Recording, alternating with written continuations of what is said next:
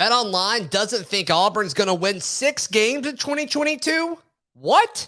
Well, Zach, I actually just finished crushing some chicken farm, and I am freaking ready to rock and roll.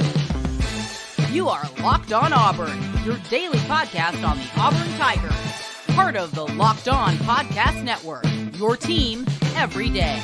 Yes, welcome on into Locked On Auburn, your daily Auburn Tigers podcast. I'm your host, Zac Blackerby, and thank you so much for making Locked On Auburn your first listen every single day. And it's a Tuesday, so we are joined by Auburn message board legend Charlie 5, and our friends at BetOnline have put out win total projections for every Power 5 school. And once again, as we had a betting show last week, Vegas does not think highly of the Auburn Tigers. And I think this is a little ridiculous. Our friends at BetOnline. We love our friends at BetOnline. Most places you can find Auburn at 6.5. But man, let me tell you what, if you believe in the Tigers making a bowl game in 2022, you need to go over to BetOnline, sprint over to BetOnline. They have Auburn's over-under for wins at 5.5. And yes, to me, Charlie 5, that is extremely low. And look, I think I've been pretty consistent with saying, like, I think the national media is too down on Auburn. And the fact that a very successful book, the best book in Vegas, BetOnline, has them at 5.5. That just seems crazy low to me. Yeah, it is low. It makes you feel like, I mean, last year we, had 6 regular season wins, and that's what this is regular season wins, not total wins. Otherwise, you definitely would slap the over. But I mean, 6 wins last year, and we don't really have a whole lot of playmakers on offense. I mean, I guess I could kind of see where they're going. You could look at it like they're disrespecting Auburn, and then you could look at it like they really love you and your listeners, and they want to throw out an easy win. They throw us a bone. So go hit that over. Let's win 6 and then cash out and go. That's kind of what I'm feeling, man. That's kind of what I'm feeling. No, and it's fun to kind of go through all this. And you and I were doing this before we jumped into recording this. Yeah. There's a few gimmies, right, when you look at this. Yeah. Mercer, San Jose State, and Western Kentucky. That should be 4. That should be 4. I mean, 3 right there. Yeah, that's 3. And then, we talked about this on the podcast yesterday, but that stretch of Penn State, Missouri, and LSU all at home, I don't think you're getting swept there. In fact, I think you're winning all of them. And maybe I'm just too high on this team. I don't even know if that's that I'm high on Auburn. I don't think Penn State is better than they were a year ago. And the fact that Auburn was dysfunctional on offense then, I mean, if they just run the ball a little bit more, and the fact that it's at home, like I just think Auburn wins that game. And I don't think it's anything crazy. I don't think Penn State's fantastic. Missouri's Missouri. And like, I'm pretty low on LSU this year. Like, I don't think I'm like necessarily saying Auburn's great. I just think the schedule's really favorable this season. Well, hey, if you run through those 5-0, you only got to win one more. That's right. You only got to win one more out of the rest, and you hit the bet. So if it was 6-5, I've seen lines at 6 and 5, 6.5 at other places, that would make me think a little bit, because 6 seems pretty easily attainable. 7 is, I feel like you're going to beat somebody that you shouldn't have beat. I kind of feel like, so anything above 6, I feel like you're going to beat somebody that you probably shouldn't beat. I mean, I'm with you. I like it. I mean, 6 wins should be easily attainable with this schedule. I'm there with you, man. I don't know that I'm as high. I don't know that I'm as confident as you. I think you said you're looking at 7 wins should be. I think that's reasonable. I absolutely think that's reasonable. Yeah, me too. I'm in the game. I think Auburn starts 5-0.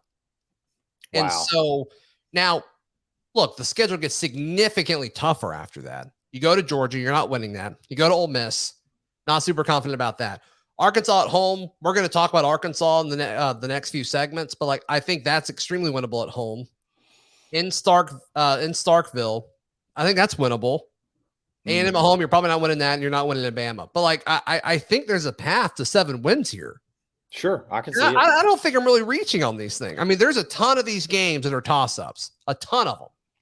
I think you're gonna. Yeah, I'm with you. I think if you go 4-1, if you go 4-1 in the first 5 games, then does one matter? Does it matter which one you lose of those first 5 games?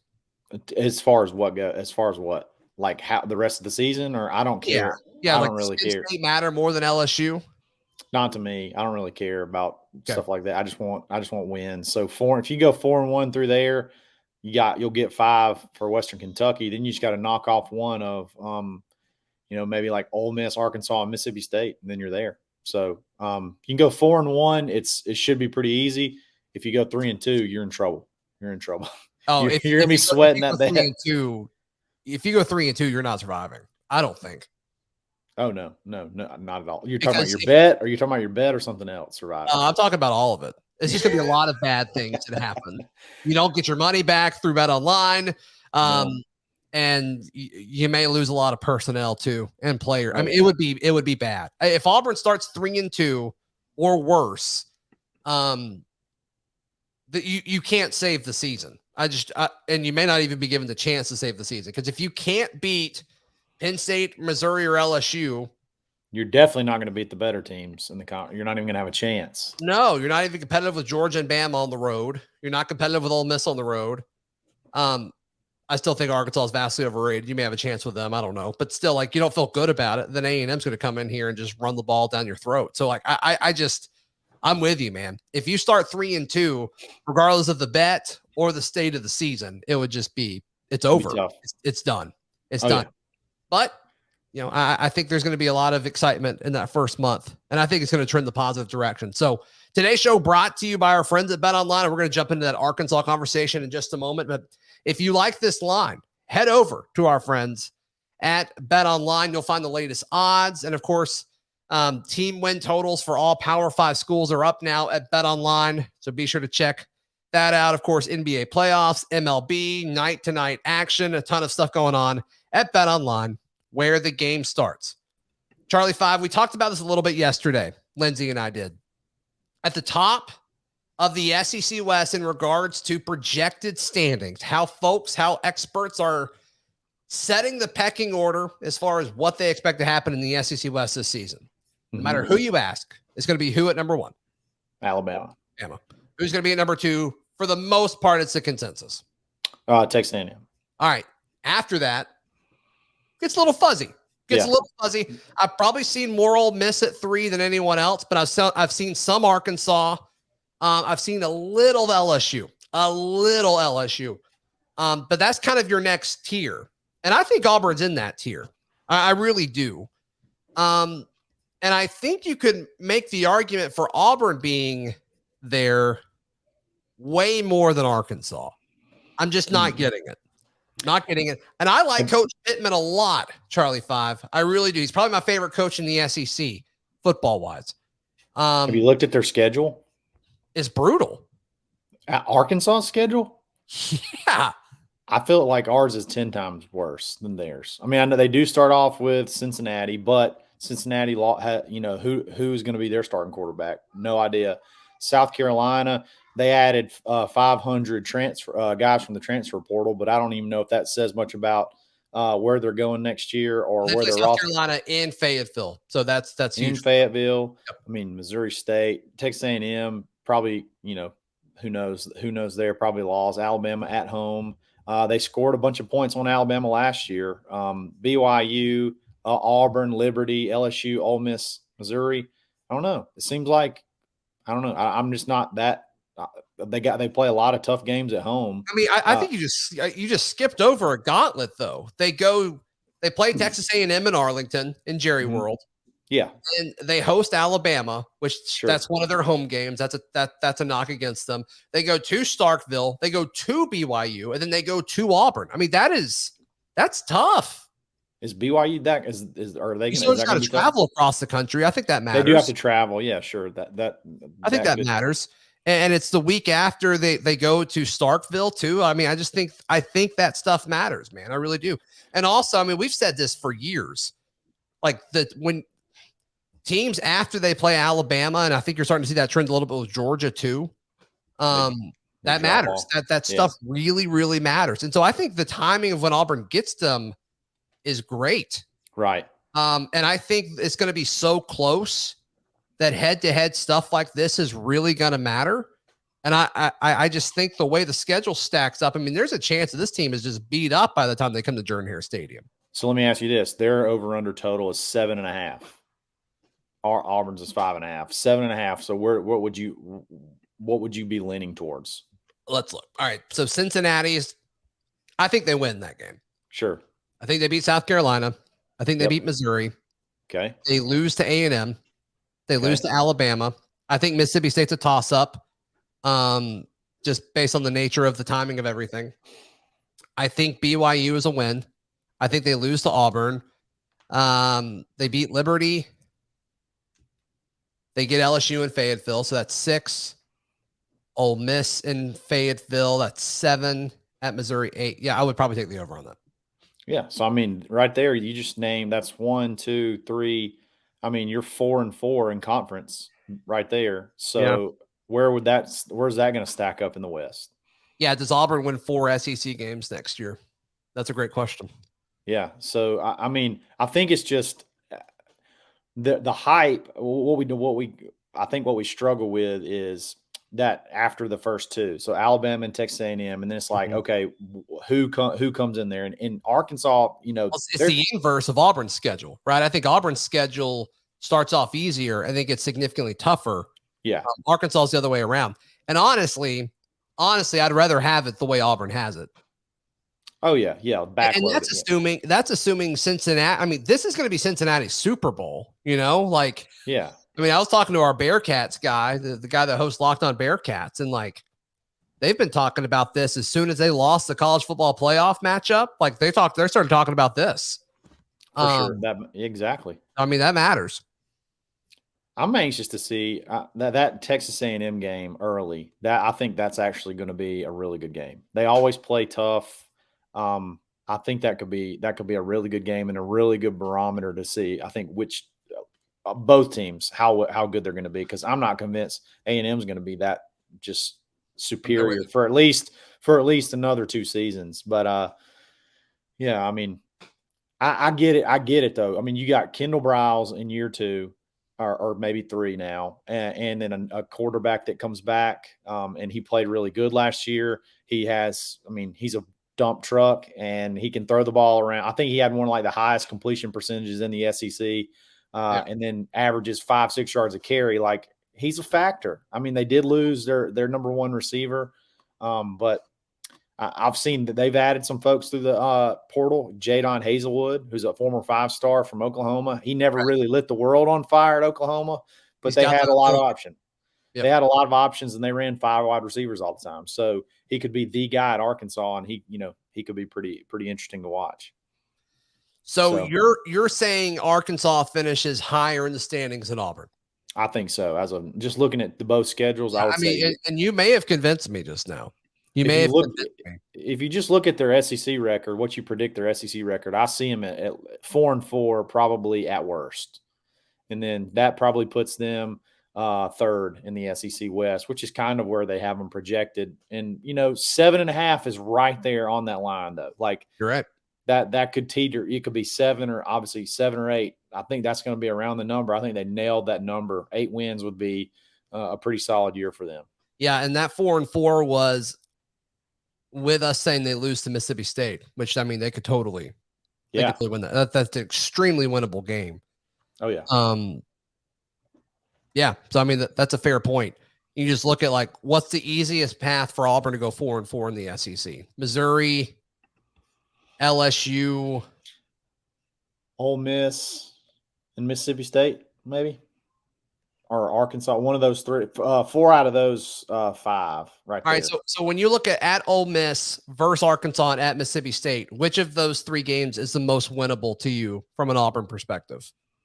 Because they're all right in a row there, right? You got you're in Ole Miss on October 15th. You get a bye week, then you host Arkansas. Then the following week, you go to Starkville. Which of those 3 games is the easiest and most winnable in your opinion? That is so tough. That's so tough. I'm going to say, I honestly think this conversation should be about Ole Miss. I think Ole Miss gets a ton of love that I don't think is really founded. It's not really on anything other than what's their win total? Do you have that in front of you? If not, yeah, it's let me get it. It is Ole Miss. I wonder if it's under Ole Miss or Mississippi State. 7.5. See, I would take the under on them. I would take the under on Ole Miss. Ole Miss is Troy, Central Arkansas, at Georgia Tech, Tulsa. There's 4. That's 4. Yeah. Kentucky, yay or nay? It's in Oxford. Doesn't Kentucky's good quarterback? Doesn't he come back this year? Levis, yeah. Yeah. So he's back. That, and it's where? Oxford. Where is that? Oxford.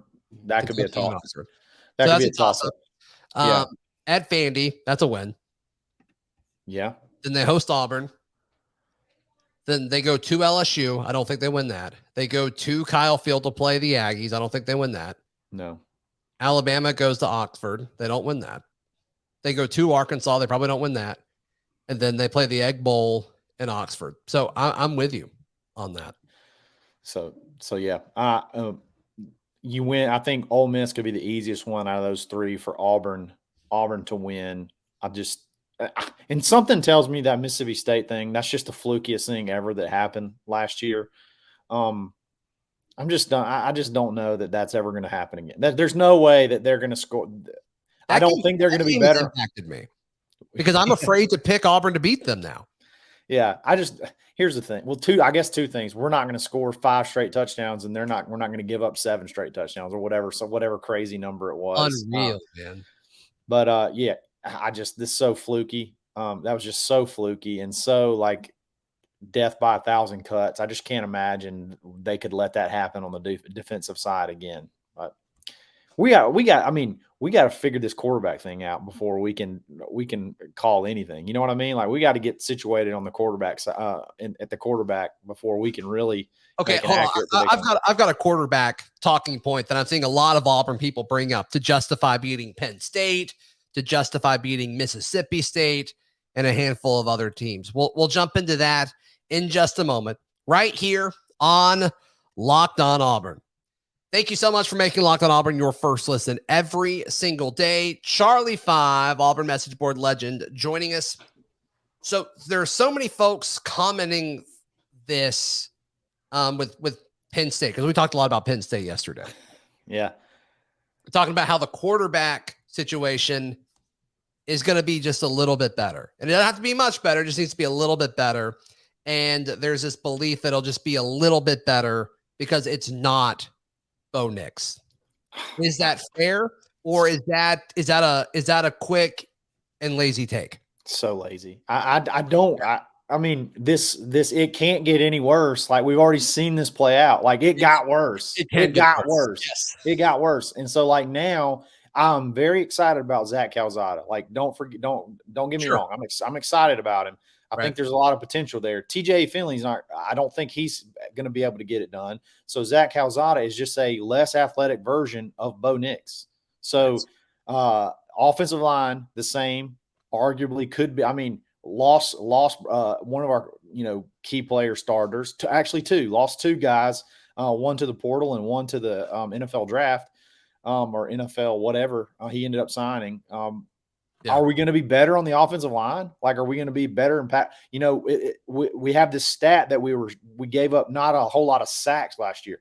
No, we were top and not sacks allowed. You know why that is? Because Bo ran his butt around all the time and avoided sacks. That's how he didn't give up sacks. It wasn't because it was like a steel curtain that nobody could penetrate. It was because Bo ran around and avoided sacks. So and when TJ went in, if you look, I think like a vast majority of our sacks happened the last 4 games of the season. If you go back and look, I have to go track it, but I'm pretty positive that's the case. So I